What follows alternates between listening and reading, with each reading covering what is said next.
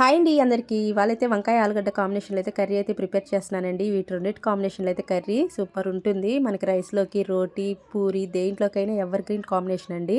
అంత బాగుంటుందన్నమాట. మనం స్పైసెస్ అడ్జస్ట్ చేసి వేసుకున్నామంటే చిన్నపిల్లలు కూడా ఇష్టంగా తింటారండి. అంత బాగుంటుంది కర్రీ అయితే. ఇప్పుడు లేట్ చేయకుండా రెసిపీని అయితే స్టార్ట్ చేసేద్దాము. ముందుగా అయితే కడాయి పెట్టేసుకొని ఒక 3 స్పూన్ల వరకు ఆయిల్ వేసేసుకుందామండి. ఆయిల్ హీట్ ఎక్కిన తర్వాత 1 స్పూన్ ఆవాలు, 1 స్పూన్ జీలకర్ర అయితే వేసేసుకుందాము.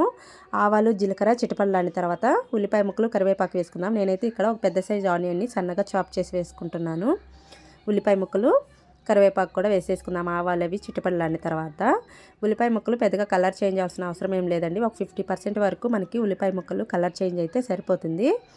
ఆల్మోస్ట్ ఉల్లిపాయ ముక్కలు అయితే కలర్ చేంజ్ అయిపోయాయి అన్నమాట. ఇప్పుడు 1 స్పూను అల్లం వెల్లుల్లి పేస్ట్ అయితే వేసేసుకుందామండి. అల్లం వెల్లుల్లి పేస్ట్ వేసుకున్న తర్వాత స్టవ్ని అయితే లో ఫ్లేమ్లో పెట్టేసుకొని పచ్చివాసన పోయేంత వరకు బాగా ఫ్రై చేసేసుకుందాము. ఇంకా అల్లం వెల్లుల్లి పేస్ట్ పచ్చివాసన పోయిన తర్వాత టమాటా ముక్కలు కూడా యాడ్ చేసుకుందామండి. టమాటా ముక్కలు కూడా వేసేసుకొని మొత్తం అంతా ఒకసారి కలిపేసేసుకుందాము. నేనైతే ఇక్కడ ఒక టమాటాని యూజ్ చేస్తున్నాను. టమాటాలు ఎక్కువ యూజ్ చేసామంటే కర్రీ అంత టేస్ట్ రాదనమాట.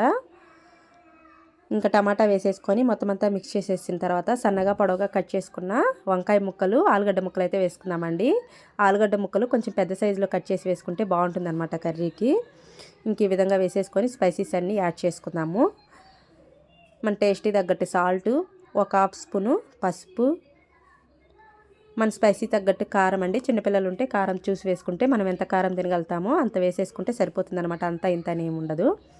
కారం వేసేసుకొని మొత్తం అంతా మిక్స్ చేసేసుకొని ఒక 5 నిమిషాల పాటు మూత పెట్టేసి మగ్గిచ్చేసేసుకుందామండి. ఉప్పు, కారం, పసుపు అన్నీ కూడాను ముక్కలకు బాగా పడతాయి అన్నమాట. కర్రీ అనేది మనకి టేస్టీగా ఉంటుంది. ఇంక అందులోనూ మనకి ఇవి వంకాయ ముక్కలు కానివ్వండి, ఆలుగడ్డ ముక్కలు త్వరగా కుక్ అయిపోతాయి కాబట్టి మనకి వాటర్ కూడా ఎక్కువ పోసుకోవాల్సిన అవసరం లేదనమాట. త్వరగానే కర్రీ అనేది రెడీ అయిపోతుంది. మనకి ఒక 15 నిమిషాల్లోపే మనకి కర్రీ అనేది రెడీ అయిపోతుంది అనమాట. త్వరగా రెడీ అయిపోతుంది. ఇంక ఈ విధంగా మొత్తం అంతా మిక్స్ చేసేసుకొని మూత పెట్టేసి మగ్గిచ్చేసేసుకుందామండి. ఒక 5 నిమిషాల పాటు ఉప్పు కారాలన్నీ పట్టేసిన తర్వాత 5 నిమిషాల తర్వాత ఒక గ్లాస్ వరకు వాటర్ పోసుకొని మీడియం ఫ్లేమ్లో ఒక 15 నిమిషాల వరకు కుక్ చేసుకుందామండి. 15 నిమిషాలు అయితే కరెక్ట్గా సరిపోతుందన్నమాట. మనకి ఎక్కువ టైం కూడా పట్టదండి. వాటర్ కూడా సరిపోతాయి. మనకి త్వరగానే కుక్ అయిపోతాయి కదా వంకాయ ముక్కలు కానివ్వండి, ఆలుగడ్డ ముక్కలు.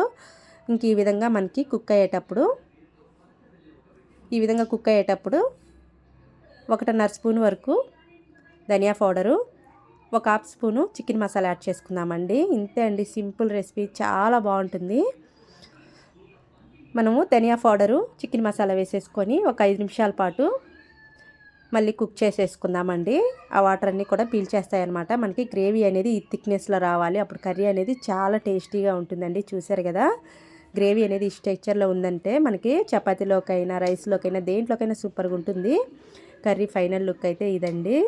రెసిపీని అయితే డెఫినెట్గా ట్రై చేసి చూడండి. మీకైతే టేస్ట్ చాలా బాగా నచ్చుతుంది. మీకు ఎలా వచ్చిందో కామెంట్ రూపంలో షేర్ చేసుకోండి. మన రెసిపీ నచ్చితే లైక్ చేసి, షేర్ చేసి, సబ్స్క్రైబ్ చేసుకోండి. బాయ్ అండి.